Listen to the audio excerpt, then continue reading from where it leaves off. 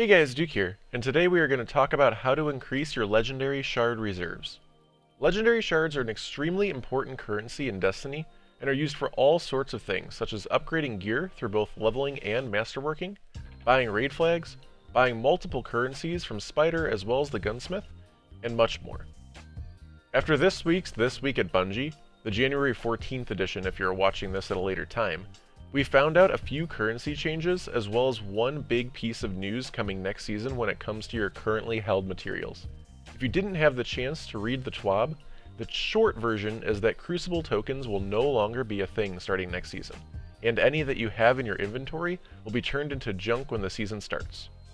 Therefore, my first and most time-sensitive tip for gaining legendary shards is to turn in all of your Crucible tokens before this season ends. Every 20 tokens that you have will give you a rank up package, which could then be deleted for 4 legendary shards, assuming you're at least rank 20 on the season pass.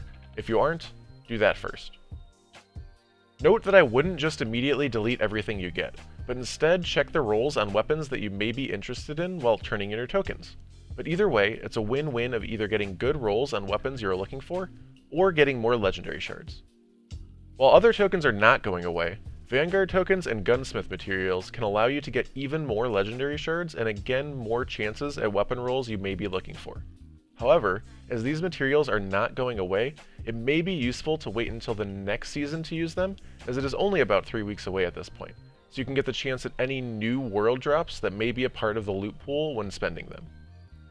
Legendary shaders are an often forgotten and undervalued way to get quite a few legendary shards as well. We tend to get hundreds of these piled up as extra rewards for going about our other activities, and personally I try to go through and delete them as I can. I used to have so many shaders that they would literally start filling my postmaster, but I've tried to stay more vigilant about keeping my stacks low. If you do have quite a few shaders you would like to dismantle, the Cryptarch allows you to delete stacks of 5 at a time in the tower for an easier time getting rid of them faster. Playlist activities, those being Crucible, Gambit, and Strike playlists, all tend to drop quite a few legendaries while playing through them. My personal go-to is the Strike playlist, as I for one am a PvE focused player, but also it gives me the ability to get drops from fighting the enemies themselves, drops from the chest at the end of a strike, as well as tokens from strike completions, as well as bounties that I can then use later for even more legendaries, as mentioned a bit earlier in the video. Especially on heavyweight rotation, which is a strike modifier that appears once every 3 days that allows your power weapons to deal significantly more damage, as well as have a much higher heavy ammo spawn rate throughout the strike. You can run strikes in about the same time as a Crucible or a Gambit match, or even faster for certain strikes. Looking at you, Lake of Shadows. The matchmaking time is also close to non-existent compared to especially Crucible matches, which is another plus. Additionally, no matter what playlist activity you choose to play, you can use the Prosperity Activity Ghost mods to have a chance for these activities to drop an additional piece of legendary gear, which means even more legendary shards for you. Note that for Crucible and Gambit, you only get this additional chance on wins, so that is another plus for strikes as you get this chance and an additional legendary for every single completion. A quick note similar to one I made in my Glimmer guide is also to look at the things you can do to spend less legendary shards.